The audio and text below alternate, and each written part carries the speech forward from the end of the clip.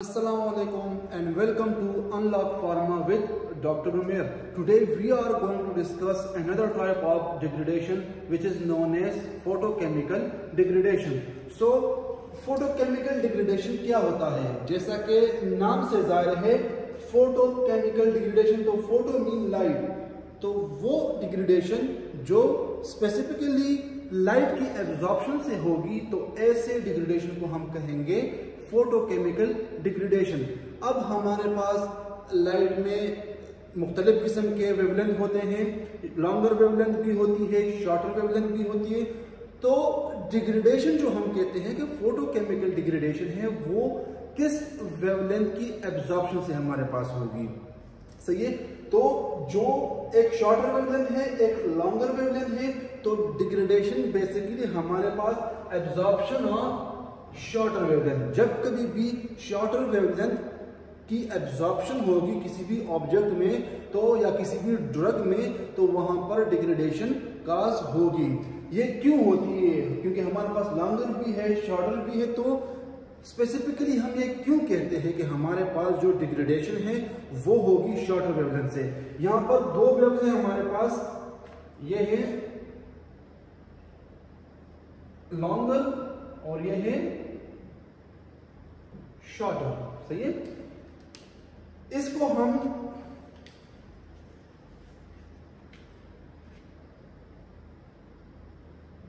Lambda max से denote करते हैं। इसकी जो स्ट्रेंथ होगी क्या है? लैम्डा मैक्स क्या है? लैम्डा मैक्स है डिस्टेंस बिटवीन टू कंसेप्टिव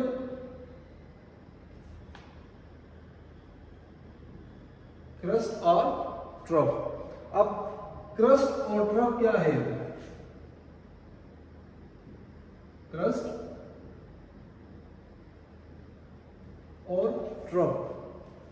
सबसे पहले तो ये जानने के ट्रफ क्या होता है और क्रस्ट क्या होता है। जो पीक पॉइंट होता है किसी भी वेव का, ये वाला पॉइंट, इसको हम कहेंगे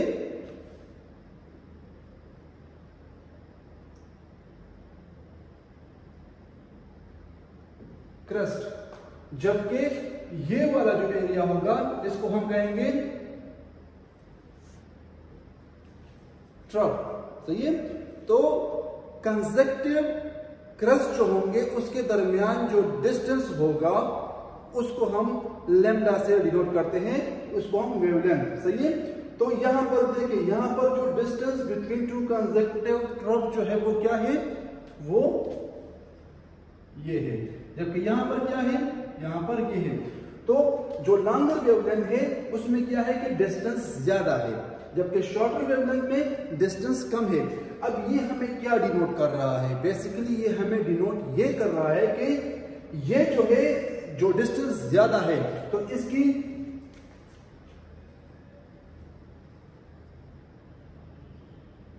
फ्रीक्वेंसी क्या है? वो कम है। जब यहां पर क्या है? फ्रीक्वेंसी क्या है? ज्यादा है। अब फ्रीक्वेंसी ज्यादा का मतलब, कम का मतलब क्या है और फ्रीक्वेंसी ज्यादा का मतलब क्या है? इसका मतलब यह है कि फ्रीक्वेंसी जब ज्यादा है तो हमारे पास जो एनर्जी है वो क्या होगी? कम होगी। फ्रीक्वेंसी ज्यादा होगी तो एनर्जी ज्यादा होगी। सही है, तो इसलिए हम कहते हैं कि अगर हमारे पास शॉर्टर वेवलेंथ हो तो शॉर्टर वेवलेंथ का मतलब है कि इसकी एनर्जी ज्यादा होगी। तो जब एनर्जी ज्यादा होगी इसका मतलब है कि शॉर्टर वेवलेंथ का लैम्डा मैक्स क्या होगा? वो लो होगा, जबकि लैम्डा मैक्स जो है वो हाई होगा। किसका? लो किसका होगा? लो होगा शॉर्टर का, जबकि लैम्डा मैक्स हाई कौन से वेव का होगा? वो होगा हमारे पास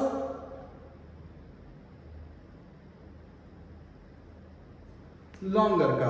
सही है, तो lower the lambda max Lower the lambda max means higher will be the energy.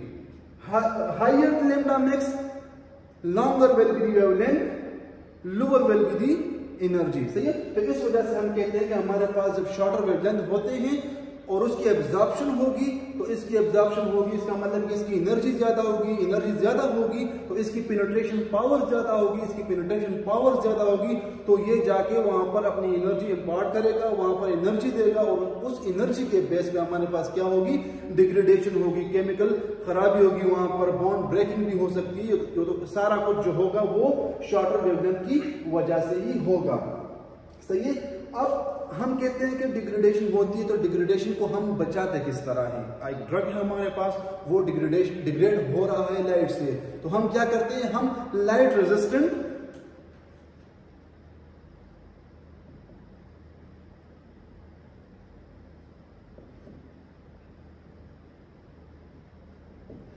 Resistant container use करते हैं या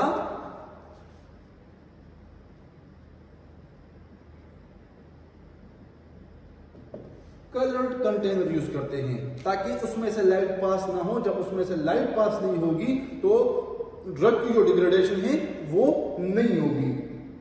तो लाइट रेजिस्टेंट कंटेनर, अब ये लाइट रेजिस्टेंट कंटेनर लाइट को रेजिस्ट करेगा तो ये किस पे बेस करेगा? हम कहते हैं कि ये एक, लेट सपोज ये एक कंटेनर है, इस पे लाइट पड़ रही है और ये लाइट को रेजिस्ट कर रही है। सही है? जब ये लाइट को रेजिस्ट करेगा तो ये क्यों करेगा?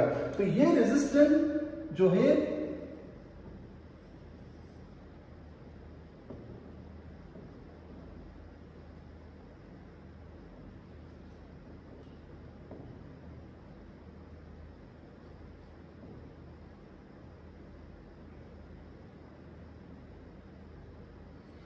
जो रेजिस्टेंस है वो डिपेंड करेगा कि ये जो कंटेनर है मेरे पास, इसकी कंपोजिशन क्या है, ये किस चीज से बना है और इसकी थिकनेस क्या है, कितना थिक है ये।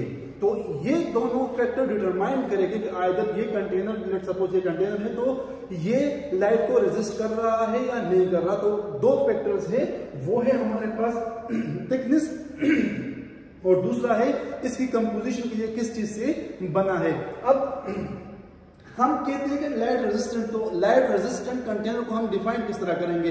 लेट्स सपोज ये रेजिस्टेंट कंटेनर है तो मैं किस तरह कहूंगा कि ये रेजिस्टेंट है? तो इसके लिए बीपीसी, ब्रिटिश फार्मास्यूटिकल कोडेक्स ने एक डिफिनीशन मुतारिफ करवाई है कि ये डिफिनीशन होगी, ये स्पेसिफिकेशन होगी इस कंटेनर की, तो तब जाके हम इसको कहेंगे कि ये हमारे पास लाइट रेजिस्टेंट कंटेनर है। तो वो डिफिनीशन क्या है कि a container that does not transmit more than 15% of the incident radiation. सही है? इंसिडेंट रेडिएशन जो पड़ रही है उस पे, उसका 15% से ज्यादा वो ट्रांसमिट ना करे। क्या मतलब है इसका? इसका मतलब ये है कि ये एक कंटेनर है हमारे पास, सही है, इस पे लाइट इंसिडेंट हो रही है, लाइट इस पे पड़ रही है। अब इस पे 100% लाइट जो है वो पड़ रही है, सही है, लेकिन हम कहते हैं कि ये रेजिस्टेंट है। तो रेजिस्टेंट की स्पेसिफिकेशन और क्वालिफिकेशन क्या है? अकॉर्डिंग टू बीपीसी वो क्वालिफिकेशन और स्पेसिफिकेशन ये है कि इस पे स्पेसिफिक वेवलेंथ की जो लाइट है वो पड़ रही है 100%, लेकिन ये कंटेनर जो है ये not more than 15% of this rays will pass.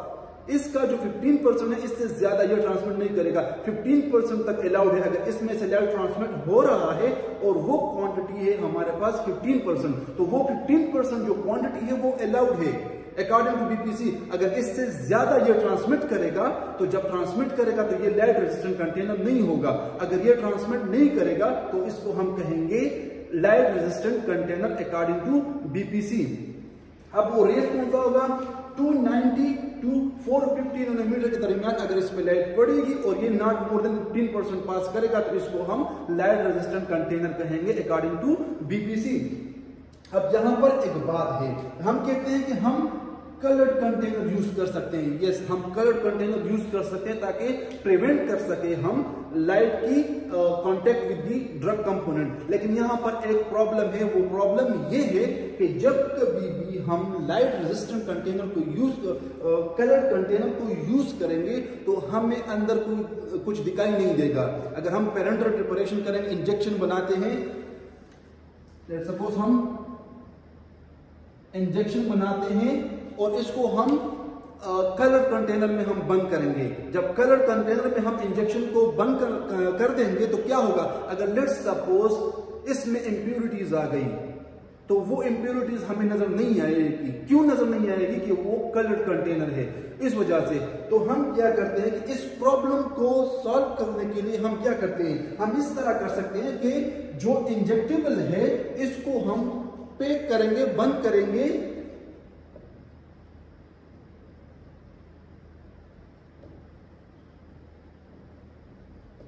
Transparent container में। सही है, ट्रांसपेरेंट कंटेनर में हम इसको बंद करेंगे, लेकिन साथ ही साथ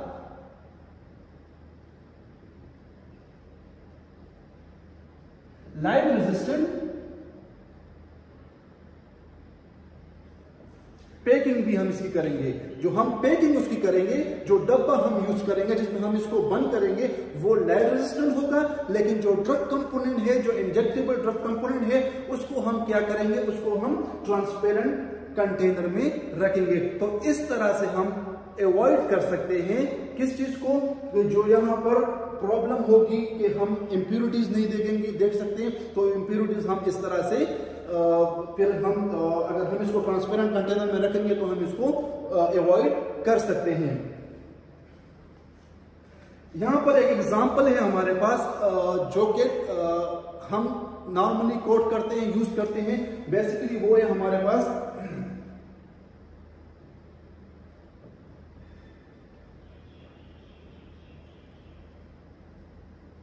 सयानोकोबालामीन।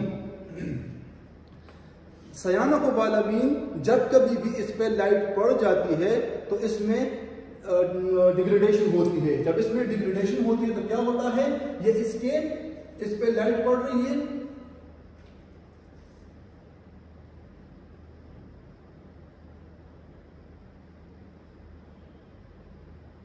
इस पे लाइट पड़ रही है।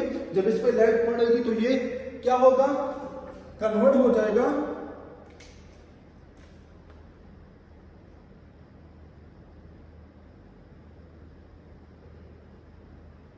हाइड्रोक्सिल कोबालामीन।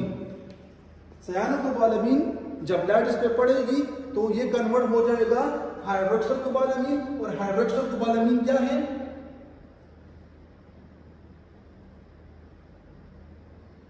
Inactive form of सयानोकोबालामीन।